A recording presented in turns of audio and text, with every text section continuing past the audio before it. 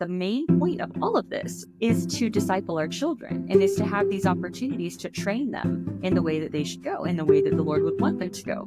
And so it's so much more than just filling their minds with information. It's about their hearts, and it's about teaching them to submit to the Lord in all the things that they do, and that everything they do is for Him anyway.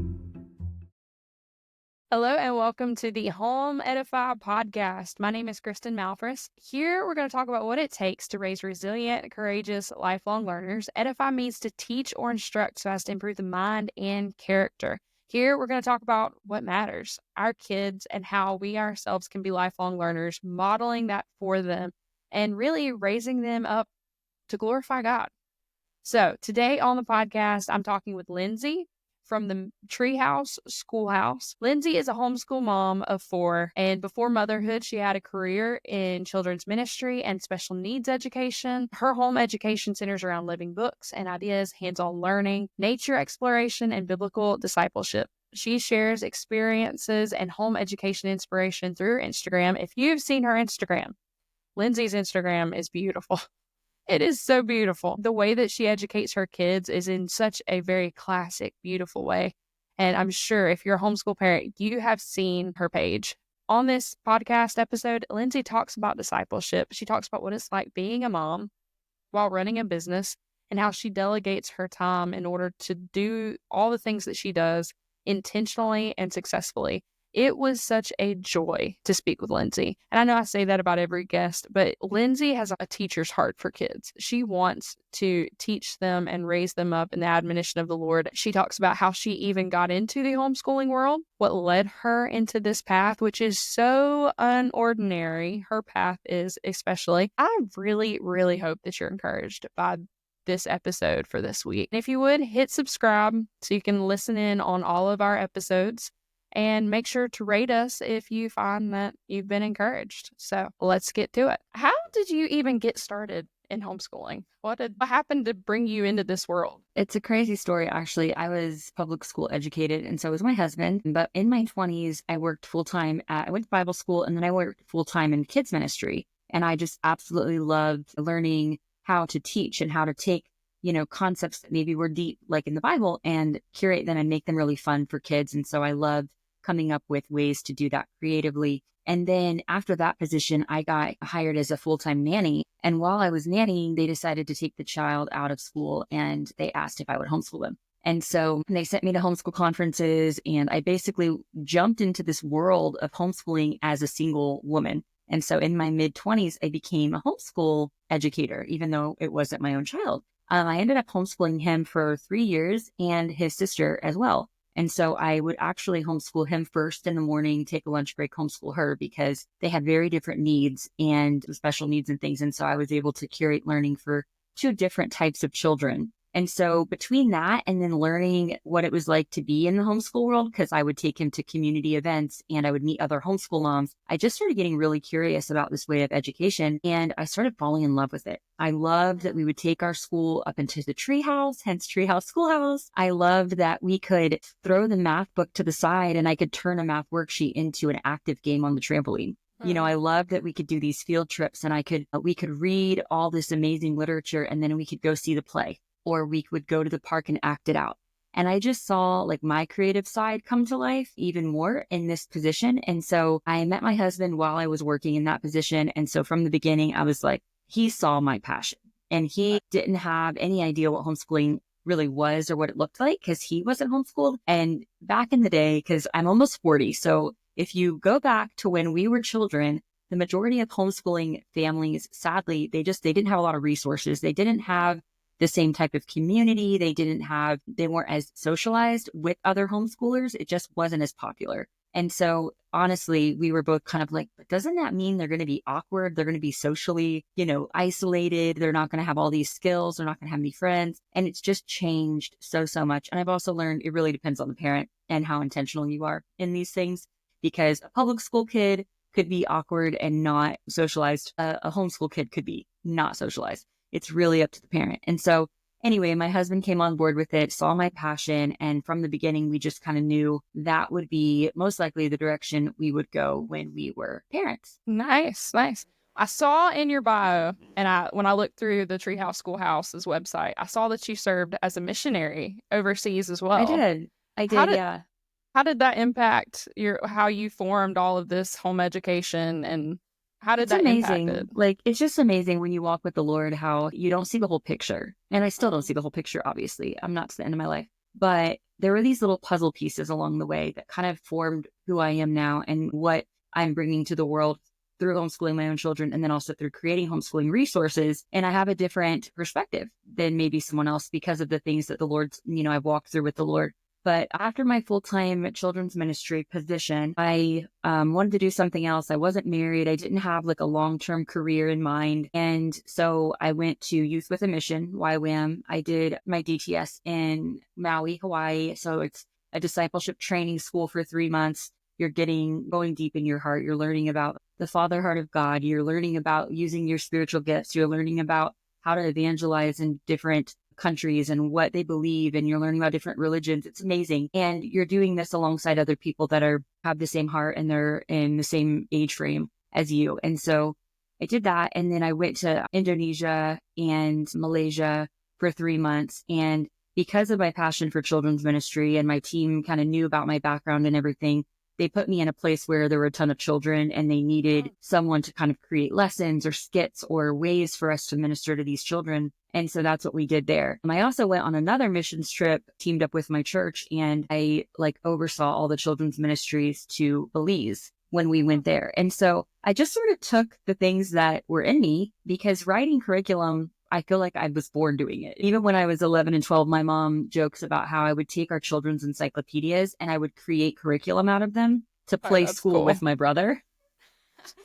And how he would hate it, but we would literally play school in the treehouse that my dad built us. And that's also where my name came from, because a treehouse just kind of represents this whimsical childhood magic, right? Mm-hmm. And that's how I want our children to feel about education even now, is it's this interest-led, fun, whimsical, play-based nature exploration, all of the things that when you think treehouse, that's what you think of. So yeah, anyway, it was just in me. So then when I was doing children's ministry, I was writing my own curriculum. Then when I was doing missions, I was writing curriculum or skits or Bible studies or anything. I was writing this stuff, digging in the word to form these ways to interact with children and to teach truth in that way.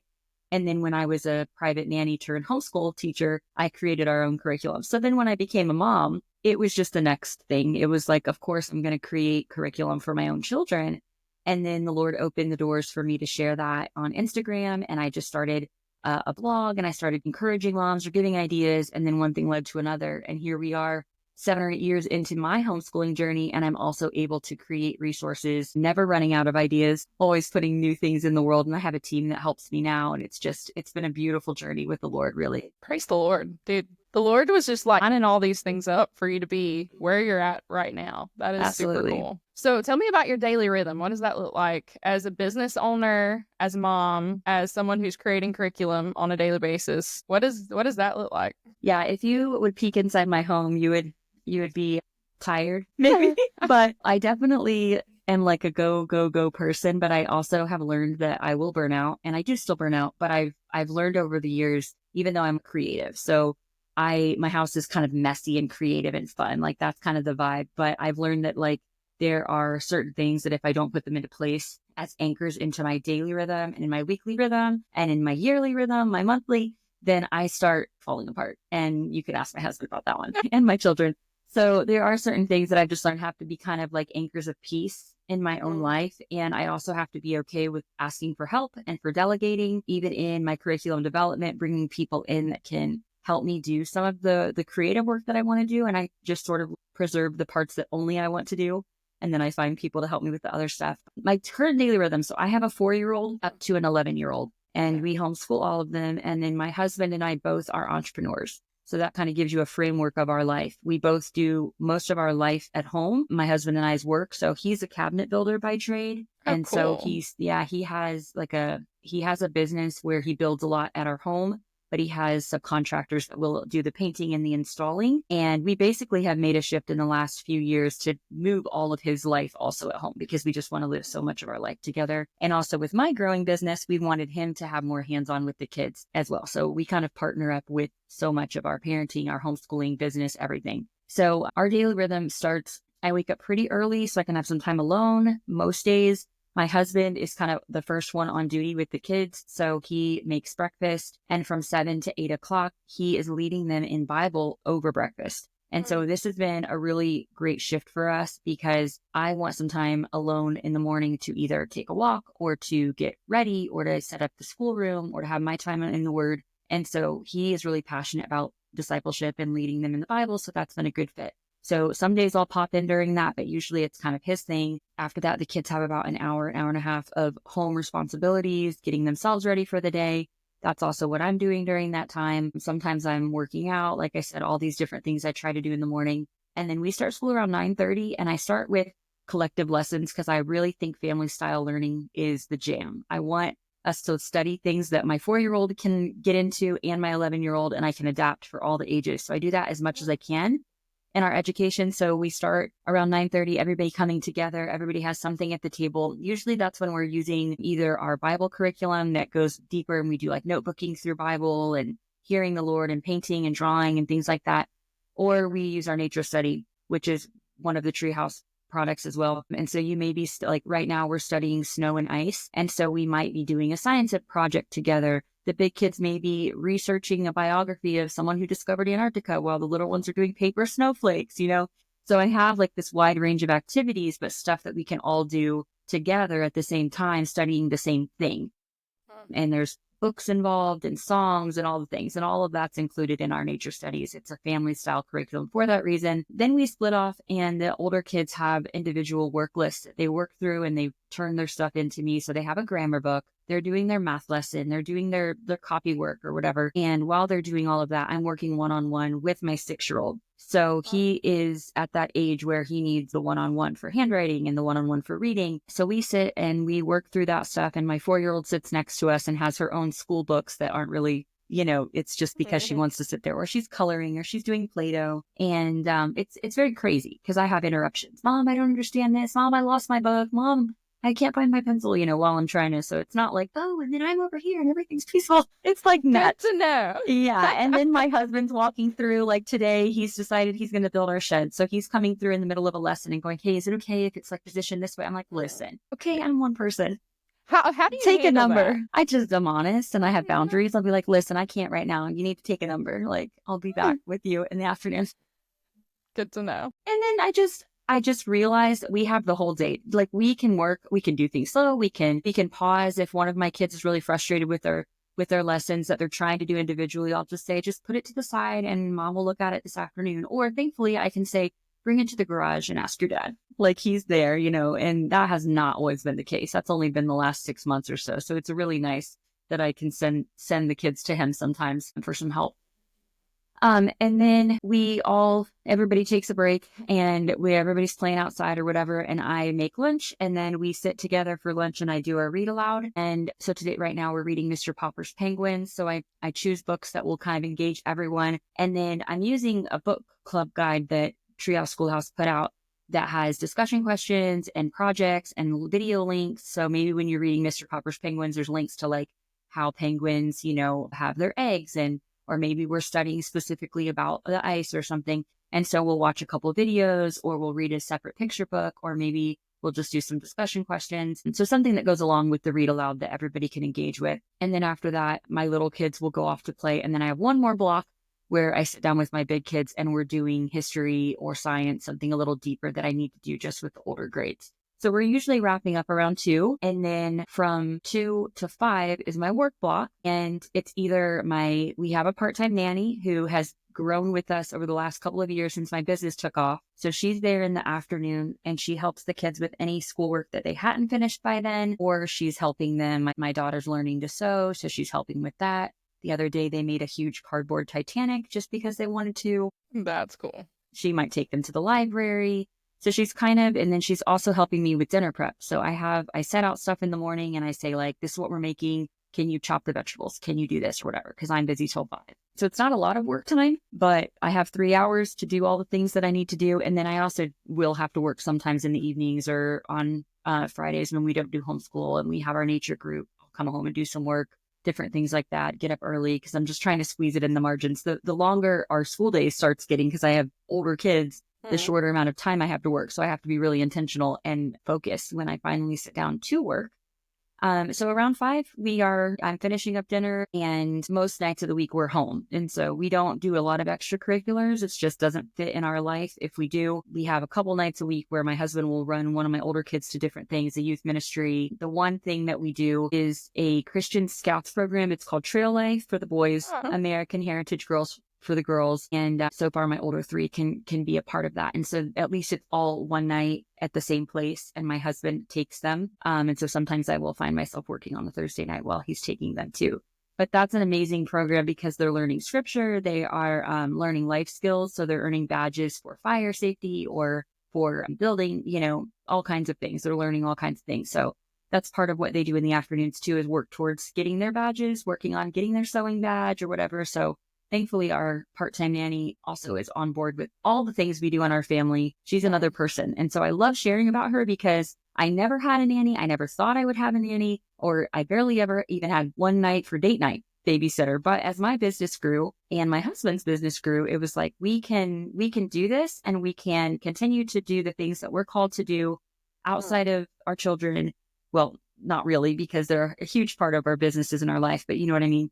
And the Lord will provide what my kids need. And I didn't want just someone who was a placeholder. And I prayed for that. I was like, Lord, I want someone who brings something to the table that will enrich their lives. And she really, really does. She has skills and gifts and perspective and has a deep love for them. She's become like an aunt to them. And so it doesn't feel like, oh, mom has to leave again. It's like, hey, we get to have this gift of Miss Heidi coming in and sharing something that the Lord has put in her with us. And it's not for every family, but that's where we are right now. And it helps me be able to focus, because I used to be very divided. When I was doing school, I was also trying to work my business. And maybe it's not a business for you. Maybe it's a ministry. Maybe it's whatever it is. We all have a lot of things that we're spending. And so I felt like the Lord wanted me to really focus. When I'm with my kids, I'm fully with my kids. And when I'm working, I'm fully working. And when you're creating, when you're doing whatever that thing is, and that has helped me be a better mom. And it's helped me be more focused on the work that he's also called me to do. Was it hard? Was it hard to let go, like to give up some of those things? The reason why I ask is just what you're saying. It resonates with me so well. My husband the other day was like, you should bring in a mother's helper or something like that. And I know that we're kind of getting off gear from where we're at, but I kind of like this train of thought of just letting community help and pour into your kids. Was that a hard thing to do when you brought her in, or what did that look like? It was a transition. So it was first like one afternoon a week or something. And of course, when you're a mom swimming in children and trying to have a business, you're like, oh my gosh, I can breathe. And so it felt like a relief, and it didn't feel like I was giving up that much time or anything. But then the Lord just kept making it clear that she wasn't, like I kept saying, like she wasn't just like, okay, everything's on pause that's good in your kids' lives until you come back. It was like, no, I'm giving you this gift of a person who brings things to the table that you don't even carry, like stories and gifts and things like that. Like she was homeschooled herself. She has so much richness to her. She loves the Lord. She cares for them so deeply. She has skills. Like she's bringing something. And I really believe the Lord can provide that. And I couldn't have done it. Like he just brought her to us. And so that's awesome. It was a transition. And then there was like this one pivotal moment that I'll share with you that was like, I started crying because I knew the Lord was just ministering to me. Like, this is good. And this is from me. A few years ago, when my older kids were toddlers, I had so much more free time. I didn't have 4 kids. I wasn't homeschooling, and I wasn't starting a business, right? So I was kind of grieving that. And I made a huge cardboard box house. I spent hours and days making this cardboard house for my big kids to play in, because I had all this extra creative energy and nowhere to put it and all this extra time. And that is long gone in my life, right? And so I made them this house, and I've been thinking about this house a lot. I've been thinking about how my little 2 now were those kids' ages, and mama just doesn't have the time to spend like 3 weeks painting a cardboard house and making shingles and all these things. And I was kind of like, that kind of makes me sad. Maybe they're not getting the same effort from me. Or I always was like, shame. It was shame, right? Like, I'm not doing enough. I'm not being enough for them. And Miss Heidi had just been working for us for about 6 months. And it was my son Huck's birthday, his third birthday. And she shows up, borrowed her brother's truck, and had a huge cardboard house that she made him. That's awesome. And it was so random because I had never told her about that. It was nowhere that she would have known that. And it was just this thing she wanted to do. And so she made this huge cardboard house for him and brought it. And it was just the sign from the Lord, like, they're getting everything they need from you, and anything extra, I can still do that. Like, I'm still doing that. And I'm giving you the gift of this person to help with that as you're carrying so much, because it wasn't just me wanting to go out and do this thing that was fun for me. It was reaching people for the Lord. It was financially providing for our family, and it was bringing freedom to my husband, who was working 75 hours a week just to put food on the table. And we were in a tiny little rental house, and we couldn't make the next step for our family. We couldn't go to the next place financially, for our freedom, for our time, for the things we know we're called to be givers, all these things that were passions in our hearts. And so this was a way that the Lord was opening a door for us to do those things, and also blessing her because she found a family that she loved to work with, and she feels very enriched being in our family. And so it also is giving her the opportunity to fulfill her calling. And so it's very counter what you hear from homeschool moms, but I do like to shed light on it, that it's not always a bad thing to bring someone into your life or to have some time that's separate from your kids. I'm still with my children the majority of our lives, the majority of our days. Yeah, that speaks to my soul, because I really and truly, it really does. Because the Lord does place calls on your heart, and you still have to be obedient to those. And like, I look at Proverbs 31 and I see everything that she did. She was in the marketplace, and she was caring for her family, and she was doing all of these things. And you're right. Sometimes in the homeschool culture world, it feels like it's kids and nothing else, and it's educating them. And there's nothing wrong with that if that's what you feel called to. But just hearing that perspective, I mean, it really does breathe life into my soul, just hearing someone else be in that situation. And not only that, but to hear that a community is pouring into your kids in the same way. That's awesome. And I think the key is hearing him, because it's like, it matters. It's your motivation and the timing, because I didn't have this until a couple years ago. My oldest child's 11. So it's not, and then also your priorities, because my number one priority is still my family. And I say no to a lot of opportunities through my business because it always goes back to my family. And so it's this constant abiding in the Lord and asking him, what are you saying I need to say yes to? And a lot of times that doesn't always make sense. I've said no to things that were hard to say no to, but I knew the Lord was saying, it's not time. You're going to dedicate too much to that. It's going to take away from your number one calling. And at the end of the day, you're going to be sad because that's not what you want. Because ultimately what I want is my kids to feel like mommy is present with them. I'm peaceful with them. And they're the most important thing in my life beside the Lord. And so, but there is a way. There is a way to do both. And I've even told the Lord, there's no way I can do both, Lord. And he's like, yes, there is. You just have to abide in me. You have to walk with me, and I will show you how. That is so good. That is so good. And so I guess your daily time with the Lord is early in the morning, like you were saying, with your daily rhythm before. Yeah, in the morning. And then also, I do try to fit in like a walk every day right now. It's been something for the last year that's helped my mental health, just getting some fresh air, getting some sunlight. And so I pray a lot when I'm walking. And then sometimes I'll read before bed or whatever. As my kids have gotten older, it's easier to find little pockets of time where I can listen to a podcast, I can pray, I can read. I'm also in community with other believers. So I have Bible study with other women. We attend church, things like that help keep me growing. Absolutely. Dude, that's awesome. This episode is sponsored by the Home Edify app.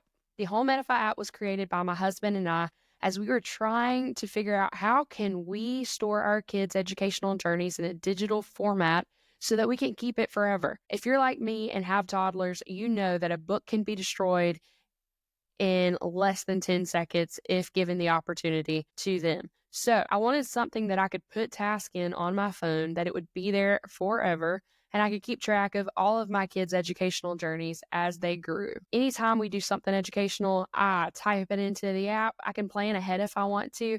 I can check it off, and then I can get a weekly or monthly progress report sent to my email, and it tells me everything that we've done throughout the week. I can attach photos to each individual task. This has given me so much peace of mind. It has allowed me to notate things in a quick way that if I waited till the end of the day, or if I waited to the end of the week, I would not be able to put it in. And on the weeks that we get sick and our schedule gets jumped around, I can go in and I can digitally move it around. This is so easy to use. It's so easily accessible, and it's always there and always available. This has been a joy for me to use. And as it continues to grow and be developed, we'll be adding new features. We saw a gap in the market. We saw that there was a need in the homeschool community to have digital records. And being the lifelong learners that we are and wanting to model that for our kids, we said, okay, we're going to try to create this ourselves. And so we did. And this is our little experiment in progress that we really, really want you to be a part of if it serves you.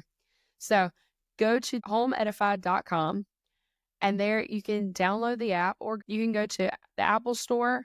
It's on Google. You can download the app. So don't want to take too much of your time. Just wanted to give you that little tidbit. Let's get back to the episode. So just switching gears a little bit, you mentioned family-centered education. Mm-hmm.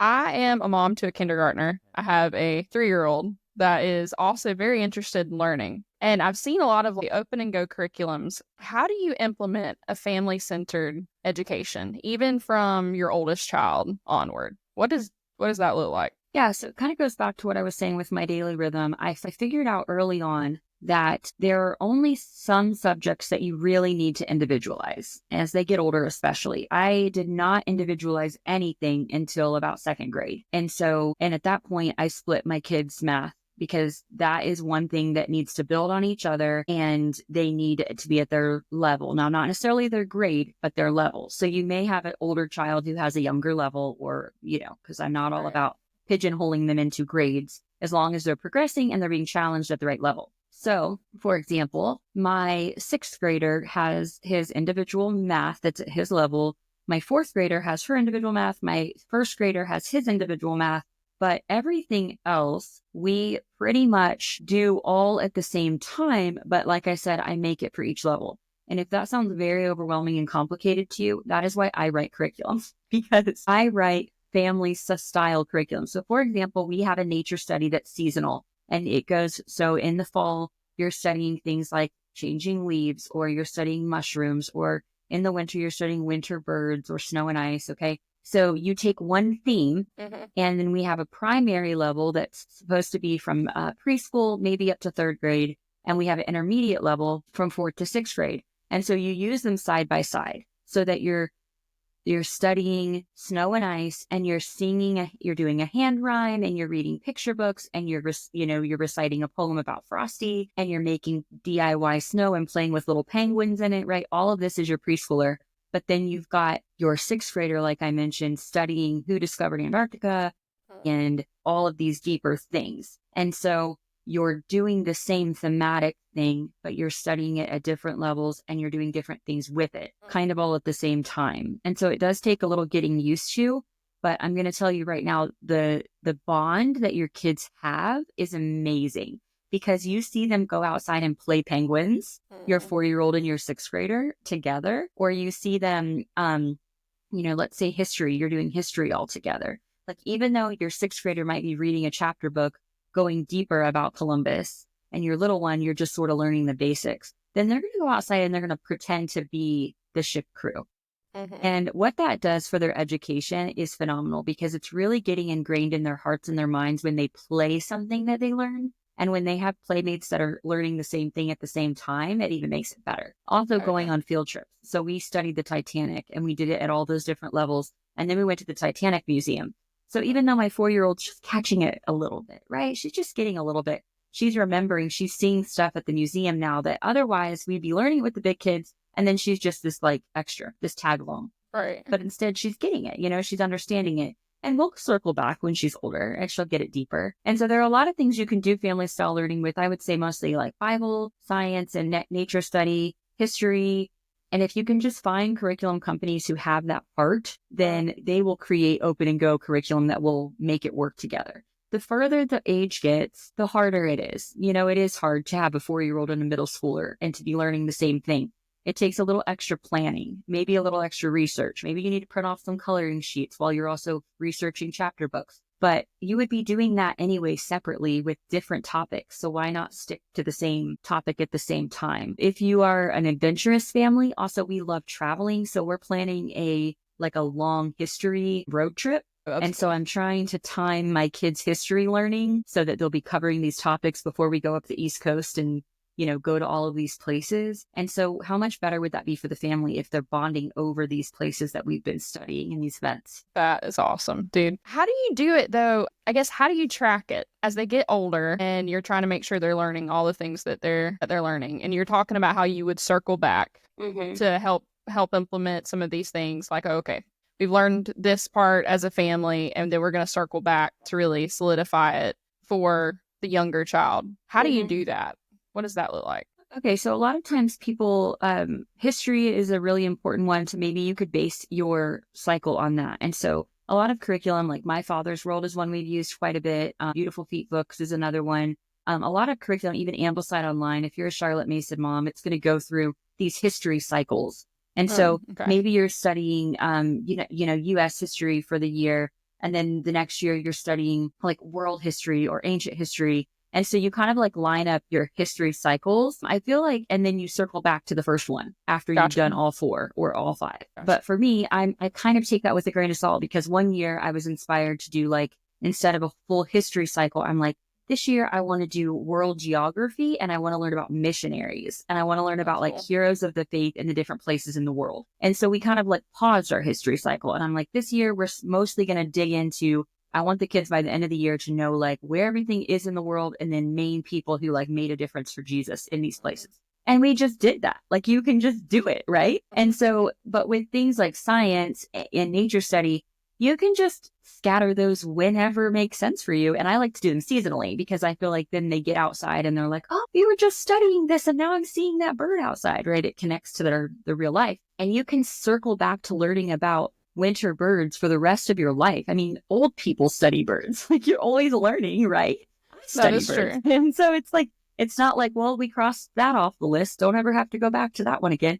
And then you can find out, what is your child interested in? What is, when they're at the library and they're picking up books, especially as they get older, what are they interested in? Okay, I'm going to create a whole unit on that. I mean, this is not the way everybody educates, but it's the way that feels right in our family. It's the way that I see my kids' light bulbs go off, their eyes sparkle, and then be like, I love school, I want more. And so I'm going to chase that down all day long. That's awesome. It sounds like you're really fostering a lifelong learning obsession. Yeah, obsession is a good word. Absolutely.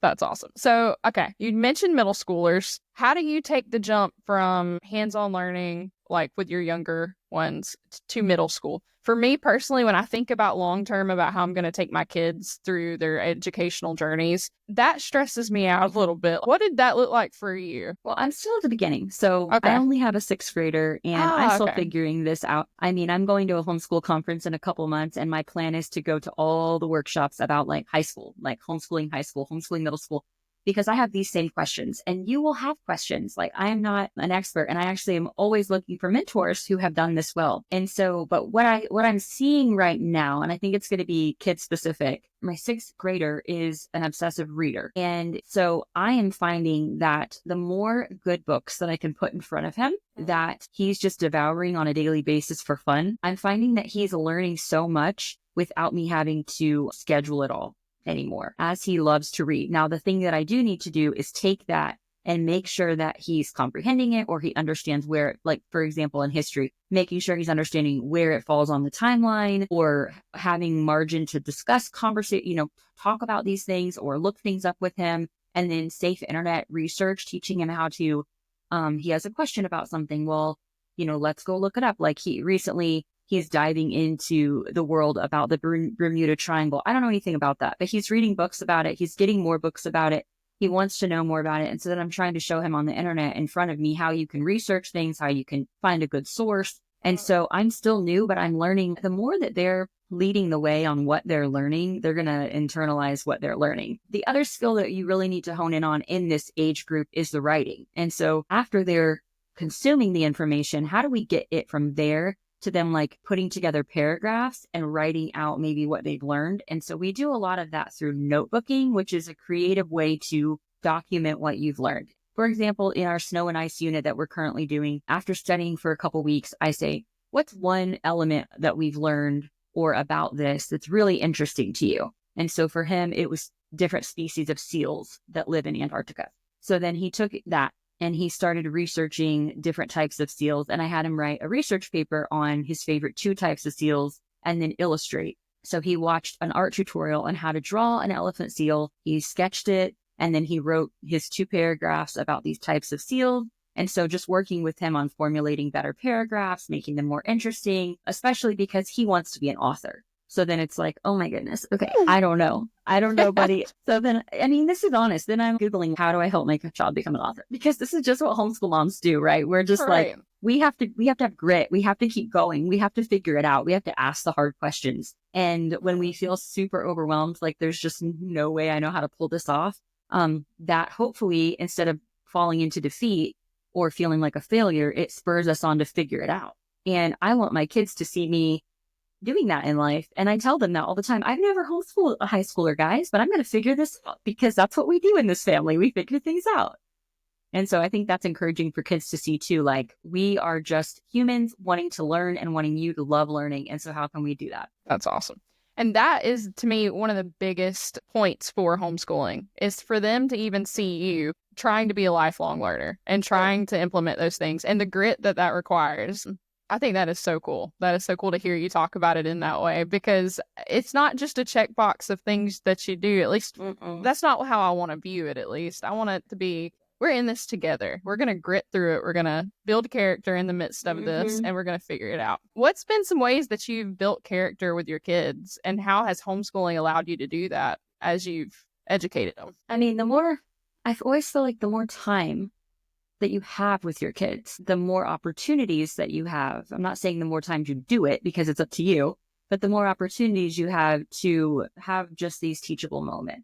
And so as far as character training, I mean, what better opportunity is there for character training than when you have 4 kids all doing something at the same time and you're trying to manage them all and they're getting irritated with each other and they're spilling stuff and they're having attitudes and they're complaining and all the things, right? And so not only is it an opportunity for you as a mom to get sharpened and to be like, oh, Jesus, I need you, but it's an opportunity to call your kids higher in their character. And one thing I love about this slower life at home is we do not prioritize getting through the worksheet or finishing the notebook page over their attitudes or their need to focus on perseverance or to learn self-control or whatever character trait we're building in them. And so we will pause everything and we will take an hour if we have to talk through, to work through, to sit with them and, figure this out, because that is more important to me at the end of the day than if they finish their math worksheet with a bad attitude. Absolutely. And so we get this opportunity to be with them and to work through those things. Now, do I take it every time? I do not, because, we're all human. And I just said, oh, for the love, please just finish your work. But it reminds me, in this conversation reminds me that the main point of all of this, right, is to disciple our children and is to have these opportunities to train them in the way that they should go, in the way that the Lord would want them to go. And so it's so much more than just filling their minds with information. It's about their hearts, and it's about teaching them to submit to the Lord in all the things that they do, and that everything they do is for Him anyway. And so, yeah, I feel like some practical ways that we do that is intentional training. So just like intentional character studies, learning about heroes, learning about how people persevered, or learning, like when we did that whole year studying missionaries, we learned so much just through studying people rather than me just saying, be patient. It's like, okay, let's study people that are inspiring to you, that walked with God and were patient or were perseverant, or who, all these different character traits. And then, so it's this intentional work that we do. Also, for example, I just created a Valentine's Day study that's all about the virtues. It's called a Virtuous Valentine's Day. And you're going through kindness and compassion and empathy, and you're reading books about people who practice those things. And you're studying Saint Valentine, who was selfless in his pursuit of the Lord and in his sacrifice. And so it's an intentional study, but it's also just these daily moments where you take the moment where they're having a bad time, they're having a hard time, you are having a bad time, and you're coming to them being humble. And you're saying, Mommy really screwed up. And you're showing them an example of what it means to walk in character and virtue as well. It's awesome. How are you sharing the gospel through this? Because I know that's something that's dear to your heart. How do you share the gospel as you're educating them every day? What does that look like? And how can a mom do that? Yeah, I mean, if the gospel is the center of your life, then it will come out naturally. Talking to your kids just about what Jesus is doing in your own heart. If you don't really know how to do that and it doesn't feel natural, then my advice to you is just to start sharing about whatever you're learning in the Word, about whatever He's speaking to you. And then we have a ton of resources that we formally present the gospel to our children through books, through studies, through our family devotionals, through reading the Bible, through them being a part of a church community and all of these things. But we have the opportunity every single day to talk to our kids about Jesus and about His love for us and about our journey with Him. And it should be the center of all that we do. And I think it comes out through your life, but it also comes out in your words. When you are abiding in Him, it will flow from your life naturally. Amen. Amen to that. How do you pass on practical life skills for your kids? What does that look like for you? I know we've gone through character, we've gone through the educational side of things and how you actually do the family units. When it comes to practical skills that may not come in a curriculum, how do you pass that on to your kids? It's again the time, right? Because I live a life where I have to figure out how to grocery shop and I need to clean my house and I might be mending something and my husband might be building something and we have pet care and we have home care and it's just life. And so the more time that we have with our children around us and the intentionality to invite them in to those things, then it just happens. Because instead of having a curriculum tell me how to teach my 10-year-old daughter how to budget and make a grocery list and then go shopping and then cook, I don't need a curriculum. I just need to be intentional and to have conversations, And so do I do it with every single thing, every single day, all day long? No. But I do try to think about this is part of why we homeschool is so that she can be, this is just an example, she can grow in skills that I actually didn't have until I was in my 20s and I'm scrambling and embarrassed that I don't know how to figure out how to grocery shop. I didn't know how to navigate that. I didn't know how to put food on the table and in a budget. And so these are just things that I can say, oh, well, she's here and I'm doing this. Why not just invite her in and show her what I'm doing? And then slowly over time, giving her more responsibility in doing those things, maybe cooking one meal a week, for example. So, okay. So I ask this at the end of every single episode, what book has shaped your adulthood and led you to the moment that you are in right now? It can be any genre, any category. What book would that be? And how did it shape you? Yeah, I mean, gosh, there's so many, but I think